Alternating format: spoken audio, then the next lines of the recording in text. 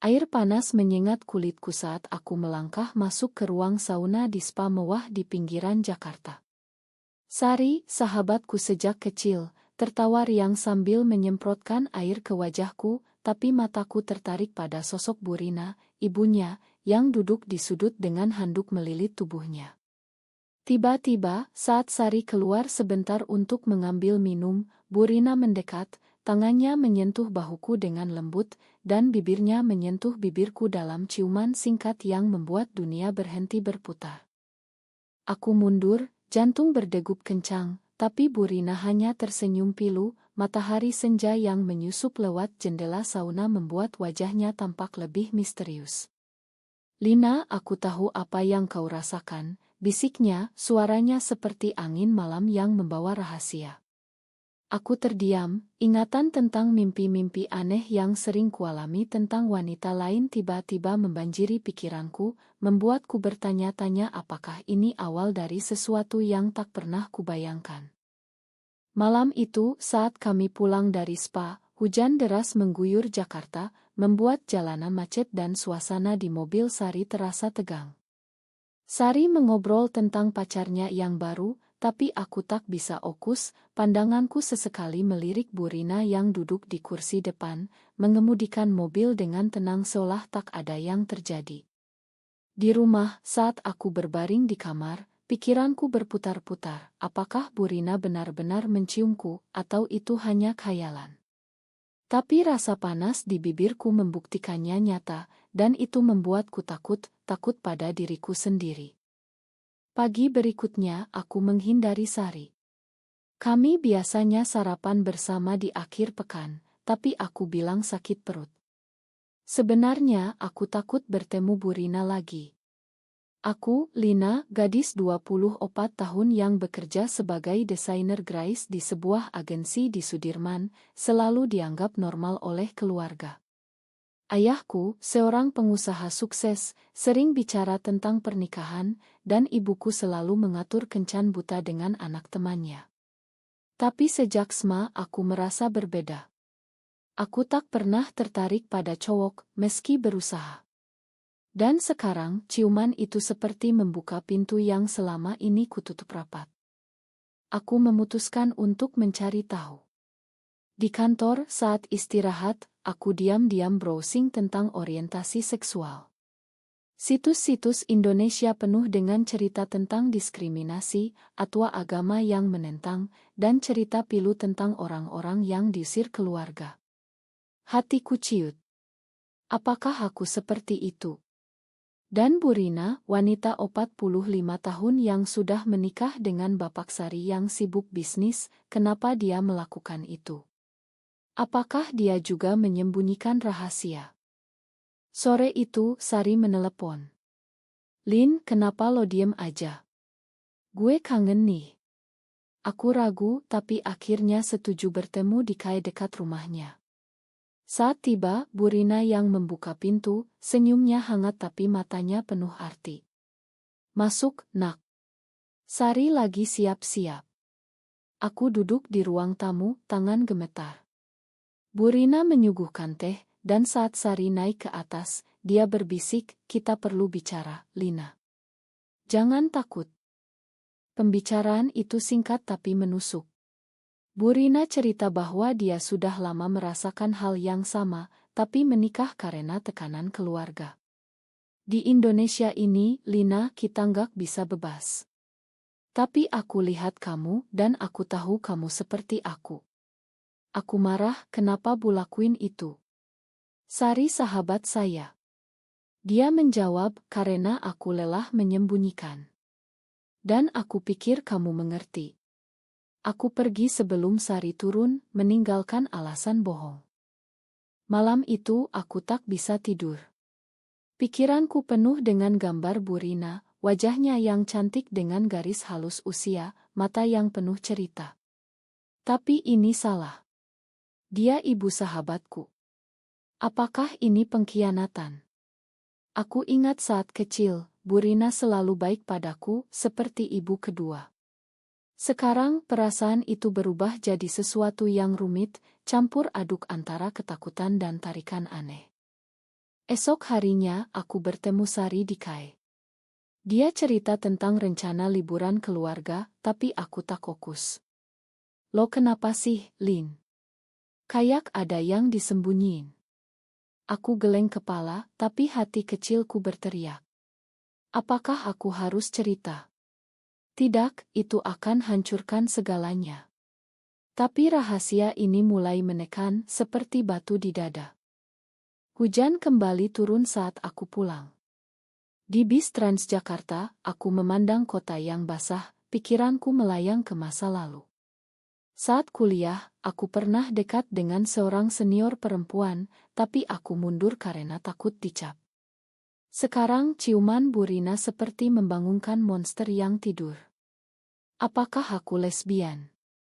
Kata itu terasa asing di Indonesia, di mana agama dan adat begitu kuat. Keluargaku konservatif, ayah sering bilang pernikahan adalah kewajiban. Aku tiba di rumah, ibu menyambut dengan senyum. Lina, ada telepon dari Tante Yuni, anaknya lagi cari pacar. Aku menghela napas. Bagaimana aku bisa menjelaskan? Malam itu aku menangis diam-diam, merasa sendirian di tengah keramaian Jakarta. Beberapa hari berlalu dan aku menghindari rumah Sari. Pesan-pesan dari Sari menumpuk di ponselku, Lin, lo marah ya? Gue salah apa? Aku balas singkat, bilang sibuk kerja. Tapi Bu Rina mengirim pesan rahasia, kita harus ketemu. Jangan biarkan ini menggantung. Aku hapus pesan itu, tapi kata-katanya menghantui. Akhirnya, aku setuju bertemu di sebuah taman di Menteng, jauh dari rumah. Saat tiba, Bu Rina sudah duduk di bangku, memakai kacamata hitam meski langit mendung. Lina, makan aku, katanya langsung. Aku nggak seharusnya lakuin itu di sauna. Tapi aku lihat kamu memandangku, dan aku pikir. Aku potong, Bu, ini salah. Sari anak Bu, sahabat saya. Dan Bu sudah menikah. Dia menghela napas panjang. Pernikahanku sudah dingin sejak lama. Suamiku tahu, tapi kami pura-pura demi anak-anak. Ceritanya membuatku terkejut. Bu Rina cerita tentang masa mudanya, bagaimana dia dipaksa menikah oleh orang tua, menyembunyikan ketertarikan pada wanita. Di Indonesia, Lina, kita hidup dalam sangkar. Agama, masyarakat, semuanya menekan. Aku merasa empati, tapi juga marah. Kenapa Bu pilih saya? Ini bisa hancurkan segalanya. Dia menjawab, karena kamu mengingatkanku pada diriku dulu. Dan aku jatuh cinta. Kata-kata itu seperti petir, membuatku mundur. Pulang dari taman, aku bingung. Apakah aku juga merasakan hal yang sama? Malam-malam berikutnya, mimpi tentang Bu Rina semakin sering, membuatku gelisah. Di kantor, pekerjaanku terganggu, desain yang kubuat penuh kesalahan. Bosku marah, Lina, fokus dong. Aku minta maaf, tapi pikiranku di tempat lain. Sari akhirnya datang ke kantorku. Lin, gue nggak tahan lagi. Lo harus cerita apa yang terjadi. Kami duduk di KAI kantor, dan aku hampir cerita, tapi aku urungkan. Gak ada apa-apa, Sar. Cuma stres kerja. Dia tak percaya, tapi memelukku. Gue sahabat lo, ingat. Pelukannya membuatku menangis dalam hati. Bagaimana jika dia tahu tentang ibunya? Malam itu, Bu Rina menelepon. Lina, aku gak bisa berhenti memikirkanmu. Suaranya lembut, tapi aku marah. Bu, hentikan. Ini nggak benar. Tapi dia bilang, datanglah ke rumah besok malam. Suamiku lagi dinas luar kota, Sari lagi nginep di temannya. Aku tolak, tapi rasa penasaran menang.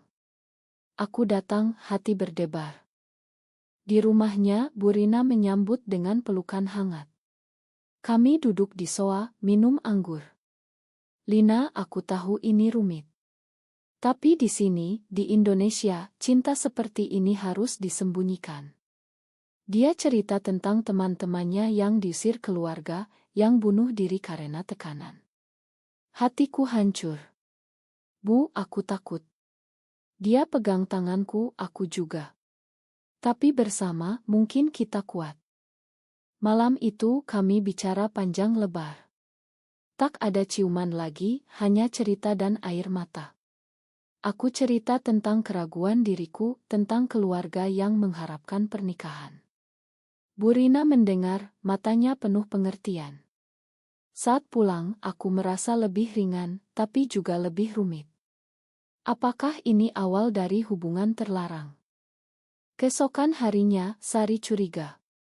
Mama kemarin aneh, Lin kayak lagi seneng banget. Aku pura-pura tak tahu. Tapi dalam hati, rasa bersalah tumbuh. Aku mulai bertemu Bu Rina diam-diam, di kai-kai tersembunyi di Jakarta. Setiap pertemuan, perasaan kami semakin dalam. Tapi masyarakat sekitar mulai bergosip. Seorang tetangga melihat kami bersama, dan bisik-bisik mulai terdengar. Ayahku mulai curiga. Lina, kenapa lo jarang pulang malam? Ada cowok ya? Aku geleng, tapi dia tekan. Jangan main-main, nak. Keluarga kita punya nama. Tekanan itu membuatku sesak. Di satu sisi, Bu Rina memberi kehangatan yang tak pernah kurasakan, di sisi lain, risiko kehilangan segalanya. Hujan deras lagi saat aku bertemu Bu Rina di sebuah hotel kecil. Lina, kita harus hati-hati, katanya. Tapi gairah kami tak bisa ditahan. Kami berpelukan, tapi aku mundur. Bu, ini salah. Sari akan hancur. Dia menangis, aku tahu. Tapi aku tak bisa lepas darimu. Malam itu aku pulang dengan hati terbelah. Rahasia kami mulai retak. Sari menelepon pagi-pagi, suaranya gemetar. Lin, gue lihat pesan di Mama. Ada nama lo di situ. Apa yang terjadi? Aku panik, bilang itu salah paham. Tapi Sari tak percaya. Gue datang ke rumah lo sekarang. Saat dia tiba, wajahnya merah karena marah. Cerita, Lin. Kenapa Mama kirim pesan romantis ke lo? Aku menangis, cerita semuanya. Dari ciuman di sauna, pertemuan rahasia, sampai perasaan yang tumbuh. Sari terduduk, air mata mengalir. Lo lesbian. Dan sama mama gue. Ini gila. Dia berteriak, lo khianati gue, Lin. Sahabat gue. Aku minta maaf, tapi dia pergi, meninggalkan aku dalam kesedihan. Bu Rina menelepon segera setelah itu. Sari tahu. Dia marah besar. Kami bertemu di taman yang sama, tapi kali ini penuh ketakutan. Apa yang harus kita lakukan, tanyaku. Bu Rina bilang aku akan bicara dengannya. Tapi ini bisa hancurkan keluargaku. Malam itu Sari pulang dan bertengkar hebat dengan Bu Rina. Aku tahu dari pesan Bu Rina, dia bilang aku menjijikan. Keesokan harinya, Sari datang lagi ke rumahku. Lin, gue benci lo. Tapi gue lebih benci Mama. Dia hancurkan keluarga gue. Kami bicara panjang, air mata tak henti. Sari cerita tentang ayahnya yang jarang pulang, dan sekarang ini. Di Indonesia, ini tabu, Lin, kalau orang tahu kita diusir. Aku setuju, tapi hati kecilku membelah perasaan kami. Tekanan masyarakat mulai terasa. Gosip di lingkungan rumah Sari menyebar. Tetangga bicara tentang di ibu rumah tangga yang aneh. Bu Rina dihadapi oleh suaminya yang pulang mendadak. Rina, apa benar kau punya air dengan perempuan? Pertengkaran besar terjadi dan Bu Rina diusir sementara. Dia menginap di hotel, meneleponku menangis. Lina, aku kehilangan segalanya. Aku datang ke hotel, memeluknya. Bu, kita salah. Tapi aku cinta Bu. Kata itu keluar pertama kali, membuat kami berdua terkejut. Malam itu kami memutuskan untuk bertahan, tapi realitas menampar. Keluargaku mulai curiga. Ibu menelepon, "Lina, ada gosip tentangmu. Jangan bikin malu keluarga." Ayah lebih keras, "Kalau benar, kau bukan anakku lagi." Di tengah kekacauan, aku bertemu dengan komunitas rahasia di Jakarta. Melalui forum online, aku temui orang-orang seperti kami. Mereka cerita tentang perjuangan, diskriminasi, tapi juga harapan. "Di sini kita harus kuat," kata seorang teman baru. Tapi Bu Rina ragu. "Aku terlalu tua untuk ini, Lina. Aku punya anak." Sari akhirnya bicara lagi dengan Bu Rina. "Mama, gue coba mengerti. Tapi ini susah." Mereka rekonsiliasi pelan-pelan, tapi Sari tak mau bicara denganku. Pengkhianatan itu terlalu dalam. Aku merasa bersalah, tapi juga marah pada masyarakat yang memaksa kami sembunyi. Hujan deras lagi saat aku bertemu Bu Rina di kai. "Lina, mungkin kita harus berhenti." Hatiku hancur. "Bu, jangan." Tapi dia bilang, "Demi Sari, demi keluarga." Aku pergi menangis, merasa ditinggalkan. Malam itu aku minum sendirian di bar, mempertanyakan segalanya. Apakah cinta ini layak? Pagi berikutnya, Sari menelepon. "Lin, gue makan lo. Tapi kita nggak bisa sahabat lagi." Itu pukulan terakhir. Aku kehilangan sahabat, dan mungkin Bu Rina. Di kantor, aku minta cuti, pergi ke Bali untuk menenangkan diri. Di sana, pantai dan angin membuatku berpikir ulang. Di Bali, aku bertemu dengan seorang wanita bernama Dewi, yang terbuka tentang orientasinya. Di Indonesia, kita harus berjuang, Lina. Jangan biarkan masyarakat menentukan. Ceritanya memberi harapan. Aku menelepon Bu Rina, "Bu, aku tak bisa tanpa Bu." Dia ragu, tapi setuju bertemu saat aku pulang. Kembali ke Jakarta, kami bertemu di apartemen kecil yang kusewa sementara. Lina, Sari mulai mengerti. Tapi suamiku ingin cerai. Berita itu mengejutkan. "Bu, makan aku." Tapi Bu Rina bilang, "Ini pembebasan." Aku lelah berpura-pura. Kami memutuskan untuk bersama, tapi hati-hati. Tapi masalah baru muncul. Keluargaku tahu dari gosip. Ayah datang ke apartemen, marah besar. "Lina, kau bawa malu. Pulang sekarang." Aku tolak, "Ayah, ini diriku." Dia pergi, bilang tak mau tahu lagi. Ibu menangis di telepon, "Nak, pikirkan agama kita." Tekanan itu membuatku depresi. Bu Rina juga menghadapi Sari. "Mama, gue dukung. Tapi jangan libatkan gue." Sari pindah ke asrama kampus, menjauh. Pengkhianatan kami meninggalkan luka. Di masyarakat, kami dihadapi diskriminasi. Saat jalan bersama, orang memandang sinis. "Di Indonesia ini, gak boleh begitu," bisik mereka. Aku bergabung dengan kelompok advokasi LGBT, belajar tentang hak-hak kami. Tapi Bu Rina takut. "Lina, ini berbahaya. Ada yang dibunuh karena ini." Aku paham, tapi aku ingin berubah. Kami bertengkar pertama kali. "Bu, kita tak bisa sembunyi selamanya."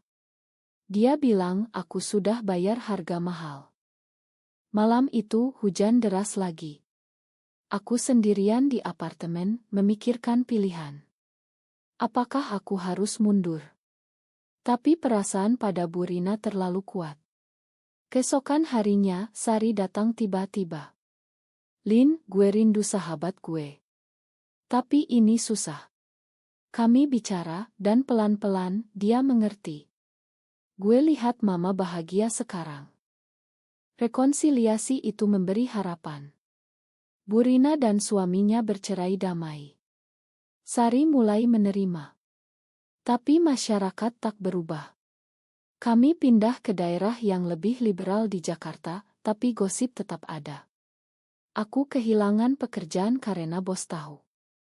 Ma, Lina, klien kita konserati. Di tengah kesulitan, cinta kami tumbuh. Bu Rina menjadi pilar kuatku. Lina, kita akan lewati ini. Tapi luka masa lalu tetap ada. Sari kadang datang, tapi hubungan kami tak seperti dulu. Pengorbanan ini membuatku bertanya-tanya apakah benar. Hujan berhenti, tapi badai dalam hati terus. Aku bertemu ayah lagi, mencoba jelaskan. Ayah, ini bukan pilihan. Dia diam, tapi tak usir. Langkah kecil. Bu Rina juga bicara dengan keluarganya, meski ditolak. Kami belajar bertahan. Akhirnya kami memutuskan untuk hidup bersama, meski tak resmi. Di Indonesia, pernikahan sejenis tak mungkin, tapi kami punya satu sama lain. Tapi harga yang dibayar, kehilangan sahabat, keluarga, pekerjaan. Apakah worth it? Tahun berlalu, tapi luka tak pernah hilang sepenuhnya. Sari menikah, mengundang kami, tapi ayahnya tak datang. Mama, gue seneng lo bahagia, katanya. Tapi matanya masih penuh rasa sakit. Aku dan Bu Rina hidup tenang di apartemen, bekerja relance untuk menghindari diskriminasi. Suatu hari, aku diundang bicara di acara rahasia. Ceritakan perjuanganmu, kata penyelenggara. Aku ragu, tapi Bu Rina dukung. Lina, ini untuk orang lain seperti kita. Di sana aku cerita tentang ciuman di sauna, pengkhianatan, dan pengorbanan. Pendengar menangis, termasuk aku. Tapi setelah itu, ancaman datang. Pesan anonim, hati-hati, lesbian kotor. Kami takut, tapi tak mundur. Keluargaku pelan-pelan menerima. Ibu datang berkunjung, nak, aku coba mengerti. Ayah masih dingin, tapi tak memusuhi. Bu Rina sakit suatu hari, lu berat. Saat merawatnya, aku sadar betapa aku mencintainya. Bu, terima kasih atas segalanya. Dia tersenyum, Lina, kau ubah hidupku. Saat itu, aku tahu pengorbanan itu berarti. Tapi masyarakat Indonesia masih keras. Berita tentang Rayal membuat kami waspada. Kami bergabung dengan komunitas lebih besar, membantu orang lain. Sari pun ikut menjadi advokat. Demi mama, katanya. Hubungan kami pulih pelan. Di akhir hari, saat hujan turun lagi, aku dan Bu Rina duduk di balkon. Lina, apakah kau menyesal? Tanyaku. Dia jawab, tidak. Karena ada kau. Cinta kami bertahan di tengah badai. Tapi pertanyaan tetap, apakah kami salah memilih jalan ini? Kami terus maju meski harga mahal. Kehilangan, rasa sakit, tapi juga kebebasan. Di Indonesia, di mana cinta seperti ini masih tabu, kami menjadi contoh bagi yang lain. Tapi apakah itu cukup? Cerita ini berakhir dengan kami bersama, tapi dunia di luar masih penuh tantangan. Apakah cinta terlarang layak untuk segala pengorbanan, atau sebaiknya disembunyikan demi kedamaian?